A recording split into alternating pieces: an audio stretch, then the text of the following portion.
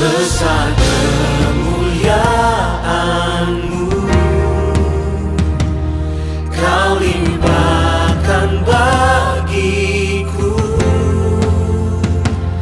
Mataku tertuju padamu, Yesus, Kau kemuliaanku.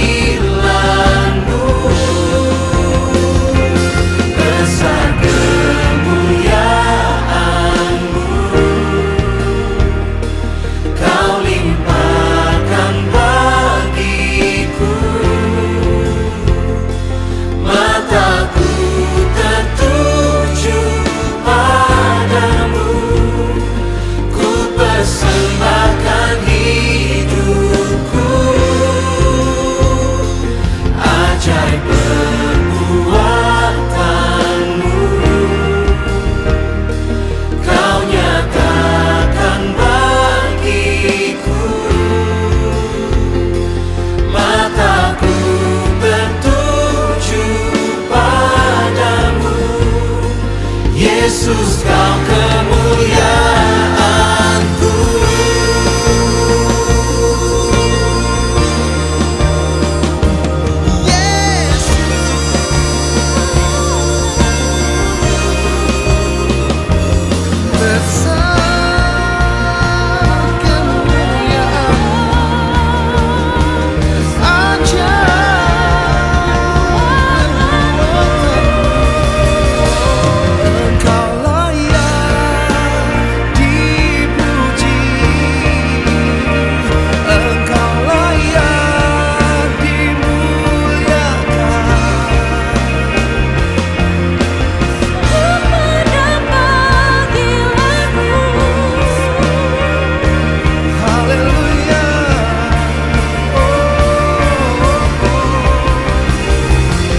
Besar kemuliaan-Mu, Kau limpahkan bagiku. Mataku tertuju padamu, ku persembahkan hidupku. Ajaib perbuatan-Mu, Kau nyatakan bagiku. Mataku tertuju padamu, Yesus, Kau kemuliaanku. Yesus, Kau kemuliaanku. Yesus, Kau kemuliaanku.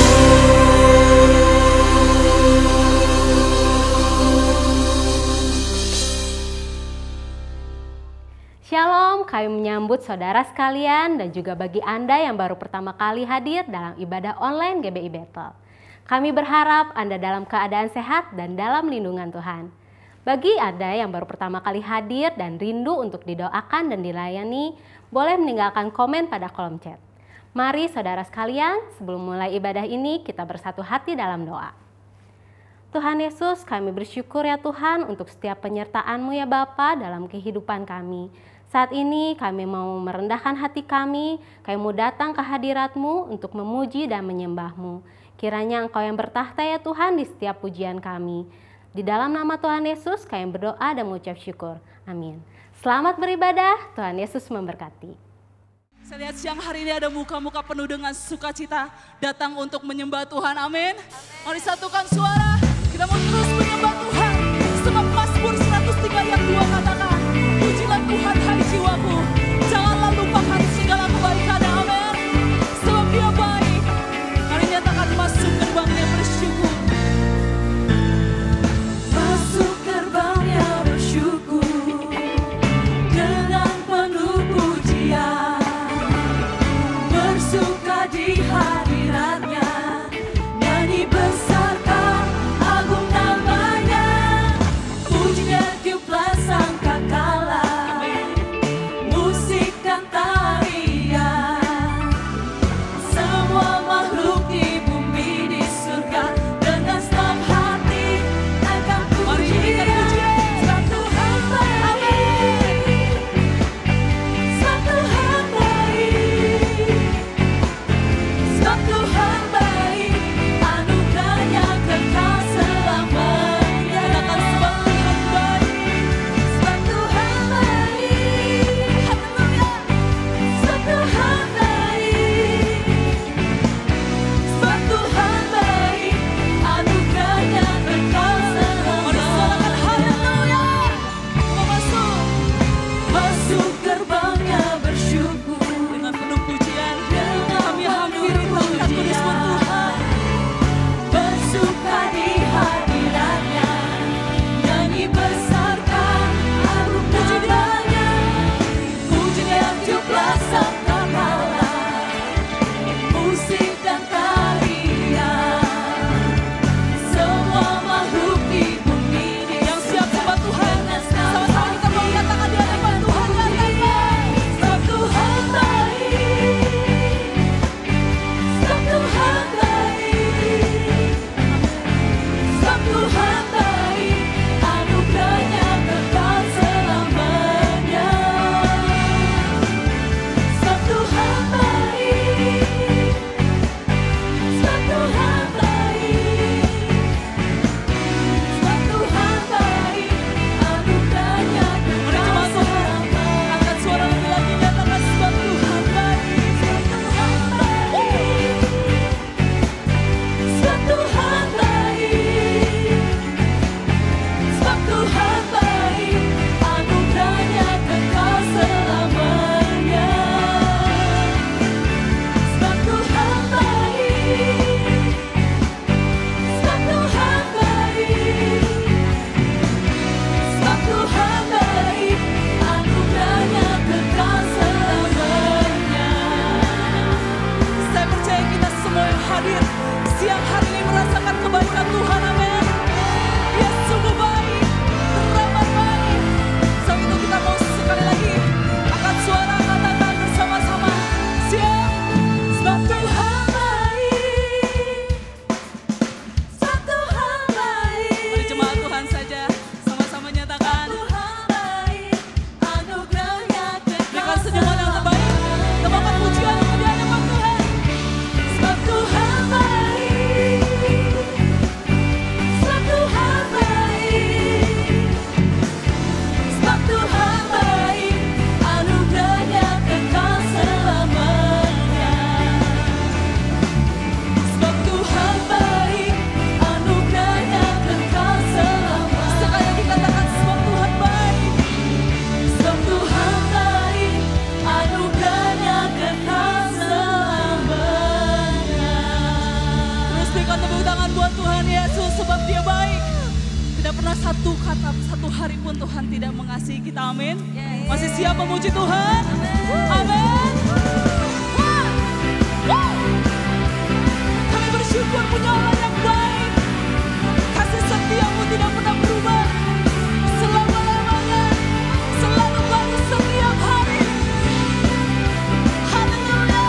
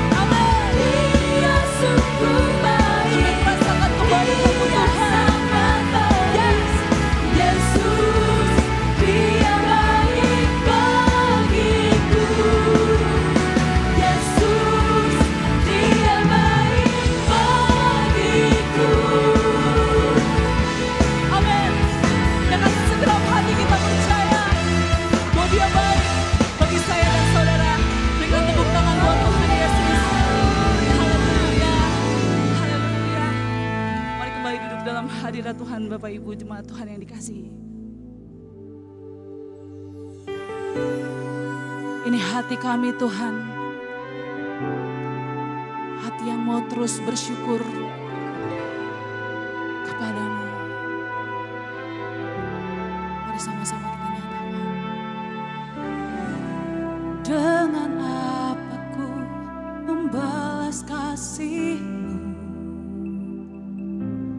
yang ku terima dari-Mu. Dengan apa ku membalas cinta-Mu, oh Yesusku.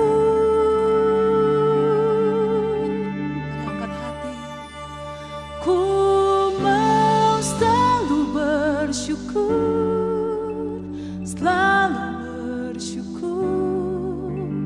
Kau Tuhan yang setia, yang selalu menopang.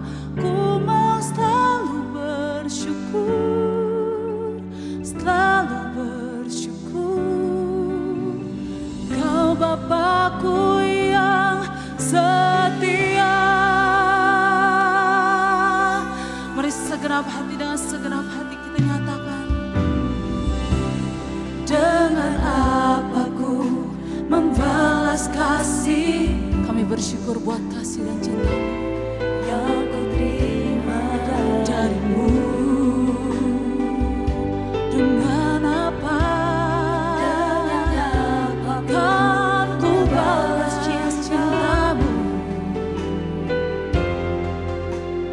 oh Yesusku. Ku mau selalu bersyukur, selalu bersyukur. Kau Tuhan yang setia, yang selalu menopang. Ku mau selalu bersyukur, selalu bersyukur. Kau Bapakku yang, sekali lagi katakan, ku mau selalu bersyukur, selalu bersyukur. Kau Tuhan yang setia, yang selalu menopang. Ku mau selalu bersyukur, selalu bersyukur. Kau Bapakku yang, mari sama-sama saya undang bangkit berdiri dalam hadirat Tuhan. Mari kita nikmati kehadirannya di tengah-tengah kita pagi siang hari ini. Ucapkan syukur. Oh, kami bersyukur. Tuhan Kau setia. Haleluya. Mari nyatakan, ku mau selalu bersyukur, selalu bersyukur. Kau Tuhan yang setia, yang selalu menopang. Ku mau selalu bersyukur, selalu bersyukur. Kau Bapakku yang, angkat suara nyatakan, kami mau bersyukur Tuhan. Kami mau belajar punya hati yang selalu bersyukur di hadapan-Mu. Selalu bersyukur. Kau Tuhan yang setia, yang selalu menopang. Ku mau selalu bersyukur, selalu bersyukur. Kau Bapakku yang setia. Katakan, kau Bapakku yang setia. Kau Bapakku yang setia. Kau Bapakku yang setia. Mari berikan tepuk tangan buat kesetiaannya. Terbukti dalam sepanjang kehidupan kami Tuhan. Engkau baik, Engkau teramat baik. Sungguh kami tidak dapat hidup di luar kasih-Mu Tuhan. Kami perlu Engkau. Kami perlu perkenanan-Mu. Mari bersehati, kita bersama-sama menyembah Tuhan. Dia hadir. Mari nyatakan terima kasih Tuhan. Terima kasih Tuhan. Terima kasih Tuhan. Terima kasih. Segenap hatiku menyembah-Mu, memuji-Mu, memuliakan Engkau. Ku sembah, ku puji, ku tinggikan. Haleluya, haleluya. Sebab Kau satu-satunya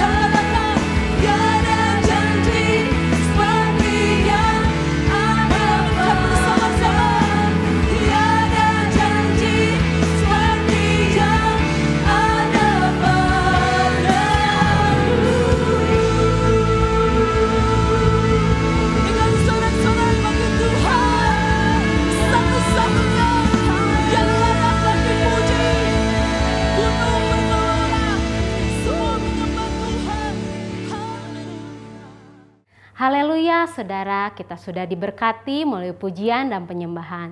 Saat ini kita menyiapkan hati kita mau mendengarkan kebenaran firman Tuhan. Mari sebelum itu kita bersatu hati dalam doa. Tuhan Yesus, terima kasih ya Tuhan, kalau saat ini ya Bapa kami mau mendengarkan kebenaran firman-Mu. Kiranya Engkau yang menyiapkan hati kami ya Tuhan. Biarlah setiap hati kami juga ya Tuhan boleh menjadi tanah yang subur ya Tuhan. Kiranya Engkau juga ya Tuhan memberkati dan urapi untuk hamba-Mu yang akan menyampaikan firman-Mu. Biarlah apa yang disampaikan oleh hamba-Mu itulah menjadi isi hati-Mu ya Bapa. Kami siap mendengarkan firman-Mu, dalam nama Tuhan Yesus kami berdoa dan mengucap syukur. Amin. Shalom saudaraku, senang sekali saya Pendeta Robin Adi Abraham bisa melayani Anda dalam ibadah ini. Hari ini saya akan menyampaikan firman dengan judul Bodoh versus Bijaksana. Injil Lukas pasal 12 ayat 13-21 berkata begini, seorang dari orang banyak itu berkata kepada Yesus, Guru, katakanlah kepada saudaraku supaya ia berbagi warisan dengan aku. Tetapi Yesus berkata kepadanya, Saudara, siapakah yang telah mengangkat aku menjadi hakim atau pengantara atas kamu? Katanya lagi kepada mereka, berjaga-jagalah dan waspadalah terhadap segala ketamakan, sebab walaupun seorang berlimpah-limpah hartanya, hidupnya tidaklah tergantung daripada kekayaannya itu. Kemudian ia mengatakan kepada mereka suatu perumpamaan, katanya, ada seorang kaya, tanahnya berlimpah-limpah hasilnya. Ia bertanya dalam hatinya, apakah yang harus aku perbuat? Sebab aku tidak mempunyai tempat di mana aku dapat menyimpan hasil tanahku. Lalu katanya, inilah yang akan aku perbuat. Aku akan merombak lumbung-lumbungku dan aku akan mendirikan yang lebih besar dan aku akan menyimpan di dalamnya segala gandum dan barang-barangku. Sesudah itu aku akan berkata kepada jiwaku, jiwaku ada padamu banyak barang tertimbun untuk bertahun-tahun lamanya. Beristirahatlah, makanlah, minumlah dan bersenang-senanglah. Tetapi firman Allah kepadanya, hai engkau orang bodoh, pada malam ini juga jiwamu akan diambil daripadamu. Dan apa yang telah kau sediakan untuk siapakah itu nanti? Demikianlah jadinya dengan orang yang mengumpulkan harta bagi dirinya sendiri, jikalau ia tidak kaya di hadapan Allah. Amin. Saudara, masalah warisan seringkali menimbulkan perselisihan di dalam keluarga.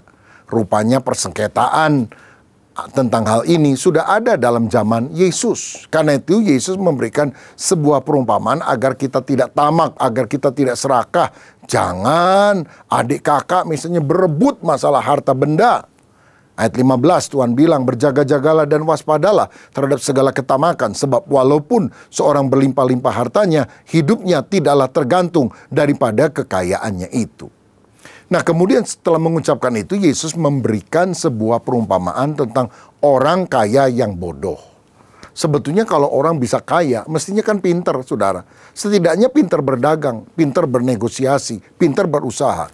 Tapi kenapa Tuhan bilang orang ini memang kaya, tapi bodoh? Kita akan lihat ciri orang yang bodoh di hadapan Tuhan walaupun dia kaya. Dan kita akan bandingkan dengan ciri orang yang bijaksana yang hidup selaras dengan keinginan Tuhan. Yang pertama, orang yang bodoh adalah orang yang memprioritaskan materi dan mengabaikan hal yang rohani.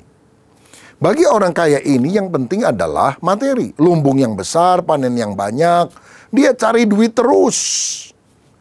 Sebetulnya kaya nggak salah. Bisa kita pakai untuk menghidupi keluarga, pegawai-pegawai, bisa menyumbang gereja, pelayanan misi. Tapi bila tujuan hidup kita semata-mata adalah untuk mencari uang, untuk kaya, itu adalah salah. Karena kekayaan tidak menjamin kebahagiaan di dalam kehidupan kita. Saudara boleh punya uang. Dengan uang kita bisa membeli obat, tapi bukan kesehatan. Dengan uang kita bisa membeli tempat tidur yang enak, tapi bukan tidur yang nyenyak. Dengan uang kita juga bisa membeli makanan, tetapi bukan selera makan. Dengan uang, saudara juga bisa membeli apapun, kecuali kebahagiaan. Dan dengan uang, saudara bisa beli tiket kemanapun, kecuali ke sorga. Jadi uang itu penting, tapi bukan yang terpenting. Teringatlah saya seorang ratu kecantikan yang bernama Soraya, yang dinikahi seorang multimiliarder yang kaya raya. Mereka hidup mewah, keran airnya saja terbuat dari emas, saudara. Spraynya itu kalau dikuruskan mungkin sekarang harganya kira-kira 400 juta rupiah. Itu baru spraynya saja, belum perlengkapan yang lain. Tapi apakah mereka bahagia? Dalam buku hariannya, ternyata Soraya ini menulis, aku adalah wanita yang paling malang di bumi. Aku hidup bagaikan dalam sangkar emas. Sampai akhirnya mereka bercerai. Bukan karena bantalnya kurang bagus, spraynya kurang bagus, gulingnya kurang empuk. Tapi mereka tidak memiliki Yesus yang merupakan sumber kebahagiaan di dalam dirinya.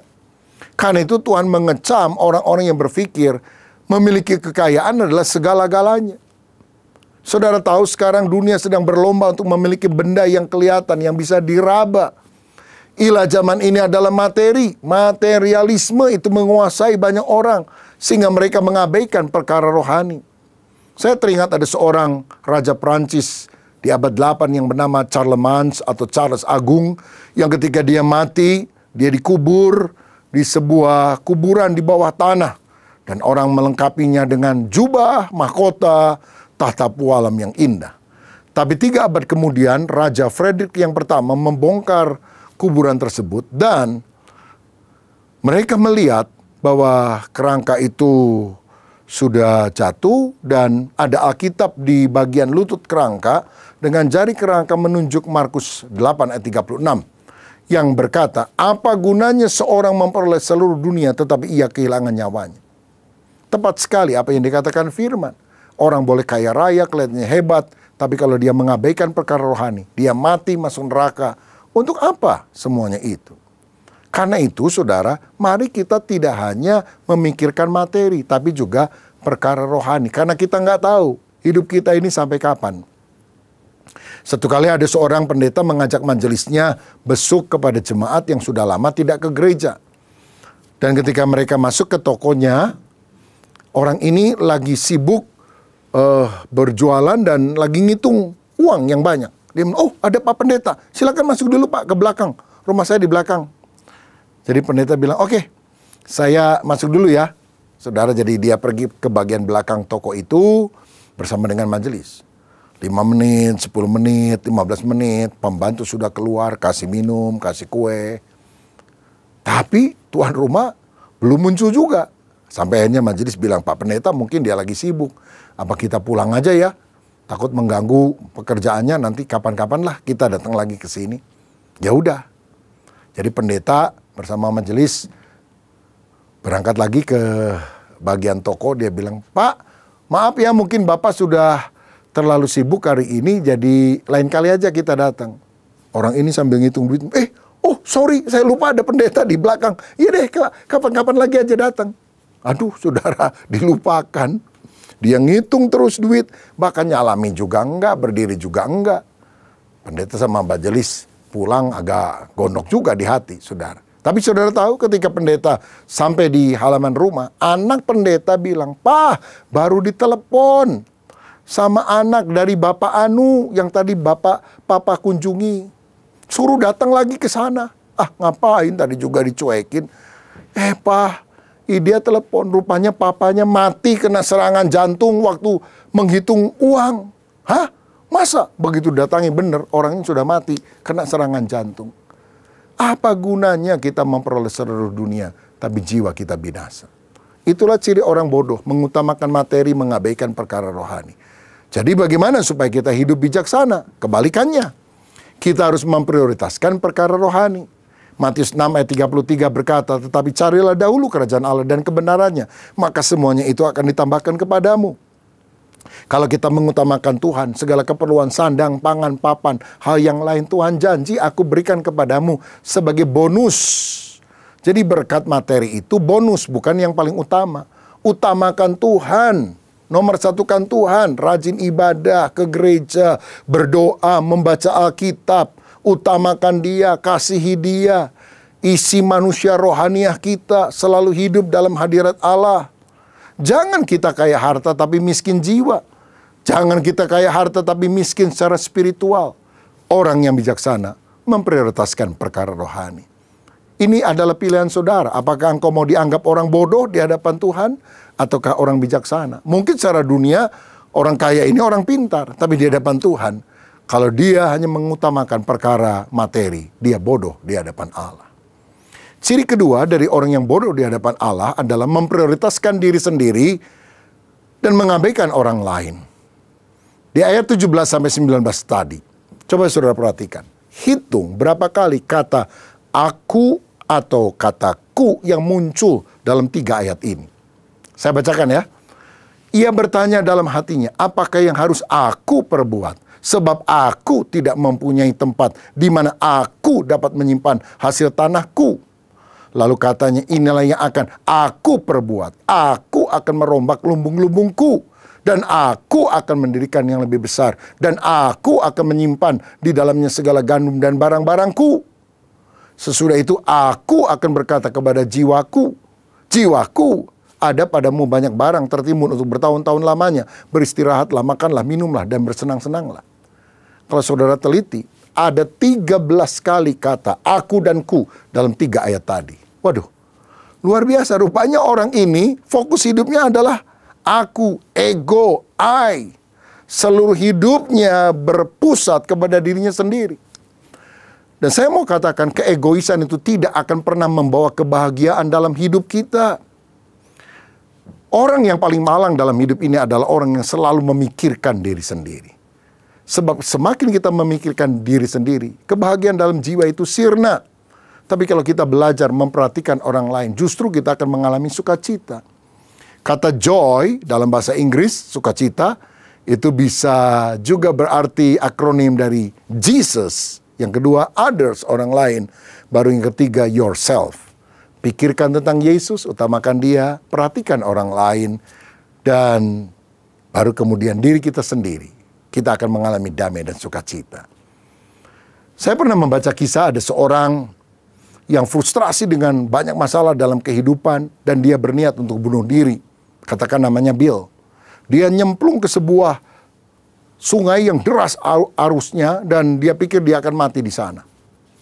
Tapi ketika dia lompat ke sungai itu, ada orang lain yang lewat di jalan tersebut dan sebetulnya tidak saling mengenal.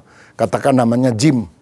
Ketika lihat ada orang bunuh diri, Jim juga melompat, saudara. Ingin menolong orang yang terjun ke sungai itu. Tapi sayangnya ketika Jim melompat, sudah sampai dalam sungai, dia baru sadar dia nggak bisa berenang. Dan ternyata Bill yang mau bunuh diri itu lebih pintar berenang daripada Jim. Akibatnya, Jim itu kelihatannya sudah mau mati karena terseret arus. Bill merasa kasihan, lalu dia berbalik arah, dia menolong Jim sehingga kedua-duanya selamat di tepian sungai itu. Jadi ceritanya yang ditolong menolong, yang menolong ditolong, kira-kira seperti itu. Tapi sejak itu Bill tidak pernah mau bunuh diri lagi. Sebab dia merasa dirinya berharga, dirinya dibutuhkan, ada semangat hidup. Dia bilang, Jim, kalau kamu nggak ada saya, maka mati kamu. Saya akan nolongin kamu, saya berharga. Tapi Jim bilang, kalau kamu nggak nyemplung duluan juga, saya nggak akan nyemplung ngikutin kamu untuk nolong kamu. Tapi intinya, orang yang egois akan merasa hidupnya tidak dibutuhkan, tidak berharga. Tapi ketika dia memperhatikan orang lain, maka hidup kita akan berharga. Karena itu saudara, orang bijaksana itu yang pertama tadi mengutamakan perkara rohani. Berarti dia mengasihi Tuhan. Tapi yang kedua, dia juga mengasihi sesama manusia. Dia memperhatikan orang-orang yang ada di sekitarnya. Seperti Tuhan Yesus yang datang bukan untuk dilayani, melainkan untuk melayani dan memberikan nyawanya sebagai tebusan bagi banyak orang. Saya percaya orang besar adalah orang yang bukannya meraih keuntungan sebanyak-banyaknya dari orang lain, tapi memberi sebanyak-banyaknya untuk kesejahteraan umat manusia. Ibu Teresa dari Kalkuta, India, bukan seorang konglomerat, bukan seorang ratu kecantikan. Dia seorang rahib wanita yang suka menolong orang-orang miskin, membawa ke panti asuhannya, mengobati mereka. Tapi betapa kayanya orang ini secara rohani karena dia peduli kepada orang-orang lain. Dia mendapatkan hadiah Nobel perdamaian karena karya-karyanya diterima oleh banyak presiden-presiden di dunia pada masa hidupnya. Dan dia selalu mengajarkan nilai-nilai yang luhur untuk kita hidupi. Saudara, pikirkanlah orang lain, maka Allah akan memikirkan hidup Anda.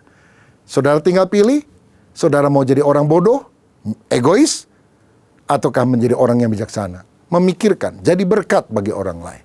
Saya berharap kita mengambil langkah yang bijaksana ini, berhikmat, yaitu kita mulai pikirkan orang lain. Yang ketiga, orang bodoh adalah orang yang memprioritaskan hari ini dan mengabaikan hari depan. Di ayat 19 dikatakan, sesudah itu aku akan berkata kepada jiwaku, jiwaku, ada padamu banyak barang tertimbun untuk bertahun-tahun lamanya, beristirahatlah, makanlah, minumlah, dan bersenang-senanglah. Saudara, orang ini adalah orang yang masa bodoh tentang hari esok. Yang penting hari ini, udah senang-senang, happy-happy, bahagia, pokoknya soal hari depan, soal keselamatan, soal sorga, itu gimana nanti aja. Yang penting kita puaskan diri kita pada hari ini. Di hadapan Tuhan, orang yang punya filsafat hidup semacam itu ternyata adalah orang yang bodoh, saudara. Ada banyak orang yang kini memuaskan hawa nafsu. Dan sebetulnya inilah sikap orang yang hidup seperti di zaman Nuh dan Lot, yang juga nampak dalam kehidupan pada akhir zaman ini. Mereka makan dan minum, mereka kawin mengawinkan, mereka nggak peduli kepada hari esok, kekekalan diabaikan, kekekalan tidak diperdulikan. Mereka tidak pikir kalau saya mati, saya kemana? Saya ingat satu kali ada seorang mahasiswa yang cerdas sekali, pinter sekali. Lalu kemudian seorang pendeta bertanya kepada dia, anak muda, kalau kamu nanti udah selesai kuliah, apa yang kamu akan lakukan? Oh, saya akan mencari pekerjaan bagus dan mendapatkan gaji yang besar. Lalu, oh, saya akan menjadi orang yang kaya raya, sukses di dalam profesi saya. Lalu, ya saya akan berpacaran dan menikahi seorang wanita yang cantik, dan saya akan memiliki banyak anak. Lalu, saya akan besarkan anak-anak saya, supaya anak-anak saya akhirnya bisa melanjutkan profesi saya. Lalu, ya setelah itu saya menikmati masa tua dengan bahagia, banyak bersenang-senang, banyak berlibur kemana-mana. Lalu, ya saya pensiun, saya udah nggak bisa apa-apa. Lalu, ya setelah itu lalu saya mati. Lalu, anak muda ini bilang, kalau mati, maksudnya gimana Pak Pendeta? Iya, kalau kamu mati, kamu sudah siapkan diri nggak? Lalu gimana? Masuk surga atau masuk neraka? Waduh, saya belum pikirkan itu. Oh, anak muda, menurut aku engkau bukan anak muda yang cerdas. Karena orang yang benar-benar cerdas berhikmat adalah orang yang bukan hanya mikirkan hari ini, tapi memikirkan juga hidup yang akan datang. Saudara sekalian, keberhasilan di luar Yesus, keberhasilan tanpa memikirkan kekekalan adalah sebuah kebodohan yang fatal. Saya ingat ada seorang bernama Alexander the Great atau Iskandar Zulkarnain, seorang raja dari Yunani yang begitu luar biasa. Dia menundukkan seluruh Eropa di dalam kerajaannya. Tapi ketika dia sakit, hampir mati, pada usia muda, 33 tahun, dia pernah berkata kepada pengawalnya, kalau aku mati, julurkan kedua tanganku keluar daripada kotak mayatku, peti jenazahku, dan tulis di batu nisanku, aku datang dengan tangan kosong, aku pulang dengan tangan kosong. Itulah orang yang tidak pernah mempersiapkan diri untuk kekekalan. Semuanya kosong.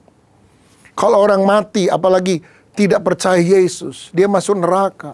Dia nggak bisa bawa apa-apa. Saya dengar ada orang meninggal, orang kaya nih, di Tangerang, saudara. Jadi waktu dia mati, dimasukkan ke dalam peti jenazahnya itu jenis-jenis perhiasan, emas, berlian, dan sebagainya. Setelah dikubur, malamnya itu maling datang membongkar kuburan tersebut. Hartanya diambil, mayatnya gimana? Dibawa? Enggak, digeletakin, saudara. Itulah orang yang bodoh, yang tidak memiliki kehidupan yang dipersiapkan untuk hari yang akan datang. Jika demikian, bagaimana supaya kita bijaksana? Persiapkan diri untuk hari esok. Persiapkan diri untuk kekekalan. Ingat, di dunia kita hanya hidup 70 tahun. Kalau kuat 80 tahun. Setelah itu kekekalan. Ada sorga, ada neraka. Di sana tidak terhingga miliaran, triliunan tahun. Karena itu mari kita percaya kepada Yesus. Sehingga kita memiliki hidup kekal. Tidak akan binasa sampai selamanya. Tidak akan dihukum di api neraka. Dan kalau kita sudah percaya, mari kita melayani banyak orang, menabur di ladang Tuhan. Karena apa yang kita miliki itu fana. Sebaliknya yang kita tabur di ladang Tuhan itu kekal sampai selama-lamanya. Jangan kaya di bumi, tapi istilahnya miskin di sorga, begitu saudara. Tapi mari kita menjadi orang yang benar-benar diberkati, baik di bumi maupun di dalam kekekalan. Karenanya Yesus pernah berkata dalam Matius 6 ayat 19, "Janganlah kamu mengumpulkan harta di bumi ngengat dan karat merusakkannya dan pencuri membongkar serta mencurinya. Tetapi kumpulkanlah bagimu harta di sorga ngengat dan karat tidak merusakkannya dan pencuri tidak membongkar serta mencurinya. Karena di mana hartamu berada, di situ juga hatimu berada." Kalau saudara taruh hartamu di bumi, engkau selalu ingin ada di dunia. Tapi kalau engkau banyak menabur di ladang Tuhan dengan hati yang tulus, engkau menyimpan harta di sorga. Dan engkau akan bersyukur karena taburanmu itu akan mendapatkan pahala yang berasal dari Tuhan. Keselamatan adalah anugerah. Tapi kemudian apa yang kita lakukan setelahnya akan mendapatkan pahala berupa mahkota. Kita akan memerintah bersama Yesus. Jadilah orang bijaksana. Dan yang terakhir, yang keempat, orang bodoh itu cirinya memprioritaskan rencananya sendiri dan mengabaikan rencana Allah. Di ayat 18 dan 19, coba saudara hitung berapa kali kata akan yang muncul di sana. Saya bacakan ya.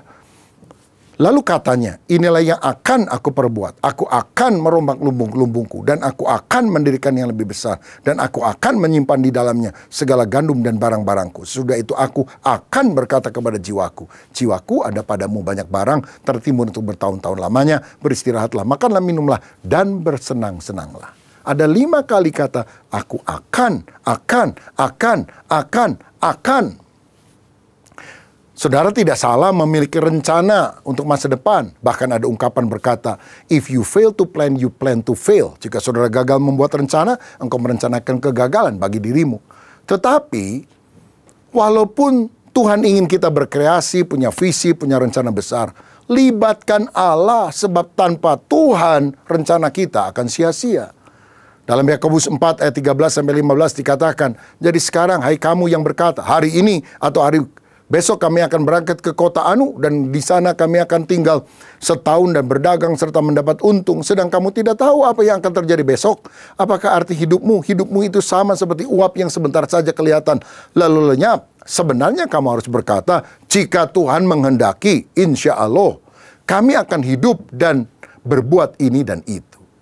Nah saudara-saudara, jadi kita harus selalu melibatkan Tuhan. Jika Tuhan menghendaki, maka rencana kami akan dibuat Tuhan berhasil. Sebab sangat berbahaya merencanakan hidup tanpa Tuhan. Ada 2 akibatnya. Pertama, rencana kita akan gagal. Seperti ayat 20 tadi, orang kaya yang bodoh ini. Tuhan bilang, hai, engkau orang bodoh, pada malam ini juga jiwamu akan diambil daripadamu. Dan apa yang telah kau sediakan untuk siapakah itu nanti? Jikalau bukan Tuhan membangun rumah, sia-sialah usaha orang membangunnya. Jikalau bukan Tuhan mengawal kota, sia-sialah pengawal berjaga-jaga. Kalau Tuhan tutup pintu berkat, nggak akan ada orang yang bisa buka, saudara.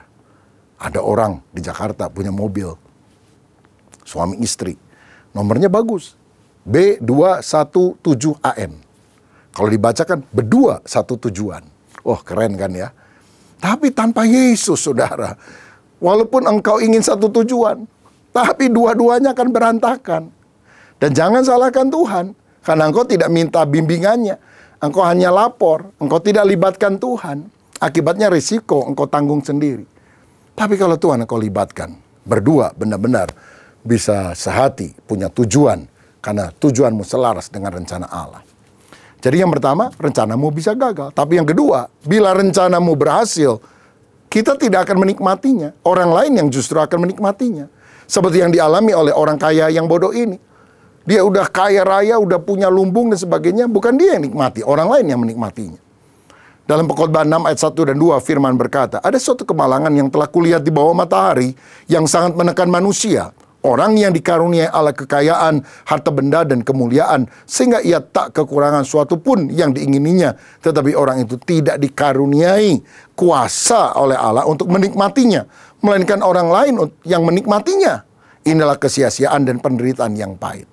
Ternyata dalam kehidupan untuk berbahagia ada 2 hal yang kita perlukan. Yang pertama karunia untuk memiliki. Dan yang kedua kuasa untuk menikmati. Kalau saudara harus pilih salah satu, pilih yang kedua. Bukan karunia untuk memiliki, tapi kuasa untuk menikmati. Sebab ada orang yang bisa memiliki, tapi tidak bisa menikmati. Kan ini kesia-siaan. Ada orang kaya raya, dari muda sampai tua, kerja, banting tulas, peras keringat. Tapi setelah kaya, sakit-sakitan. Dulu dia pikir kalau saya udah kaya, saya makan apa saja makanan mewah yang aku bisa makan, aku akan pergi kemana saja. Ternyata sakit-sakitan. Ayo Pak, makan sate kambing. Aduh, nggak bisa kolesterol. Oh, ini sirupnya enak banget. Aduh, kencing manis. Makan nggak bisa, minum nggak bisa. Waduh, kan celaka. Ya udah kalau gitu jangan berdiri terus, duduk aja di sini. Aduh, nggak bisa. Loh, kenapa? Ambeien. Lah, kan celaka, saudara. Karena itu mari kita jadi orang bijaksana. Caranya gimana? Buatlah rencana bersama dengan Tuhan. Malah saudara harus berdoa, Tuhan, apa rencanamu? Apa visimu? Biar aku mengenalinya dan aku melakukan. Supaya rencana Tuhan tergenapi dalam hidupku. Aku tidak menyimpang dari jalanmu. Sebab bukan kehendakku, keinginanku, tapi kehendakmu yang terjadi. Karena kehendak Tuhan adalah kehendak yang terbaik. Itu orang yang bijaksana. Orang yang ingin rencananya terjadi di dalam kehidupan karena dia tahu itu rencananya Tuhan. Kalau kita sudah merencanakan sesuatu ternyata gagal, percayalah Tuhan punya rencana yang lebih baik dari yang kita pikirkan. Saya ingat beberapa waktu yang lalu ada rumah di samping gereja, nempel bagian belakang gereja, mau dijual. Oh, kita udah tawar-tawar, harganya hampir jadi, tapi pemiliknya bilang, saya kan 3 bersaudara, jadi saya runding dulu ya.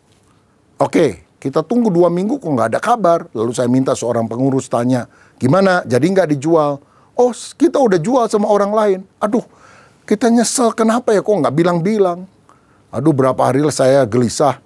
Saya bilang, aduh, mestinya itu bisa kena kita, karena kita bisa pakai untuk ruang sekolah minggu atau perluasan pelayanan yang lain. Istri saya bilang, udahlah, kalau bukan miliknya, nanti Tuhan kasih yang terbaik. Saya pikir ya jawaban standar lah, menghibur orang yang kecewa. Tapi bulan depannya, ada rumah nempel di bagian depan gereja. Kalau yang tadi kan di bagian belakang, ini bagian depan. Yang dijual, saudara sekalian. Lalu ketika ditawarkan, saya bilang, kita udah pernah tawar kok berapa kali tapi gagal terus tuh. Ini bener Pak, serius. Setelah diurus, bener. Dan akhirnya kita bisa beli rumah di samping gereja bagian depan. Yang tentu lebih strategis, lebih bagus di depan jalan raya, saudara. Kalau kita beli yang belakang, kita udah kehabisan uang untuk bisa beli yang depan. Jadi Tuhan menggagalkan yang di belakang supaya kita punya kesempatan untuk bisa membeli bagian depan. Tuhan punya rencana yang jauh lebih indah dari yang kita pikirkan. Jadi kalau saudara punya target, punya visi gagal, jangan kecewa. Satu pintu tertutup, ada pintu lain yang lebih besar, Tuhan akan buka. Karena itu, mari kita menjadi orang yang bijaksana. Cirinya apa? Pertama, utamakanlah perkara rohani, bukan hanya materi. Kedua, perhatikan orang lain, jangan hanya diri sendiri. Ketiga, siapkan diri untuk kekekalan, bukan hanya hidup untuk hari ini saja.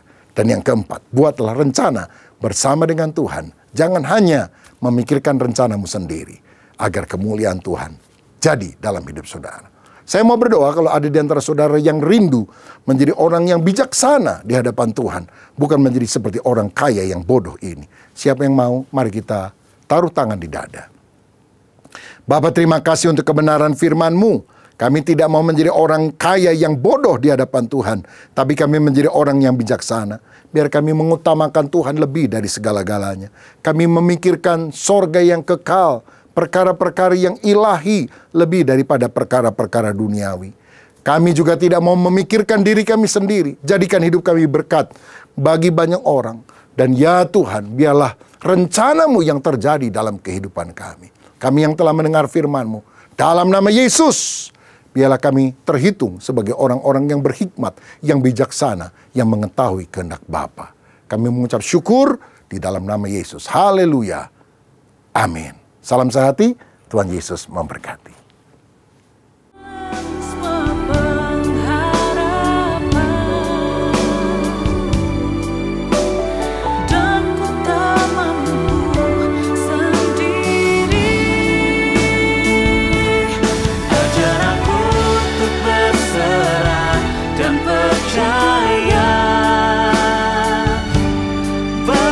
Kaulah penolongku yang setia.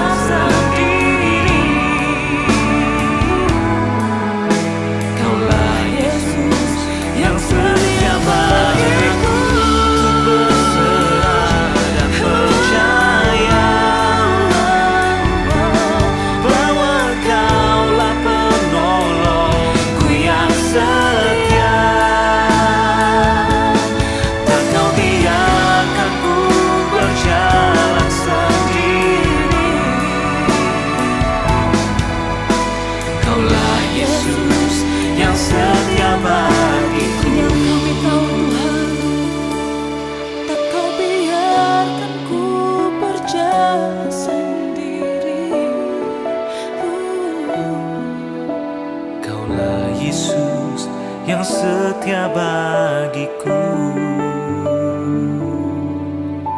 Kaulah Yesus yang setia bagiku. Kaulah Yesus yang setia bagiku. Mari berikan tepuk tangan yang terbaik buat penolong kita yang setia.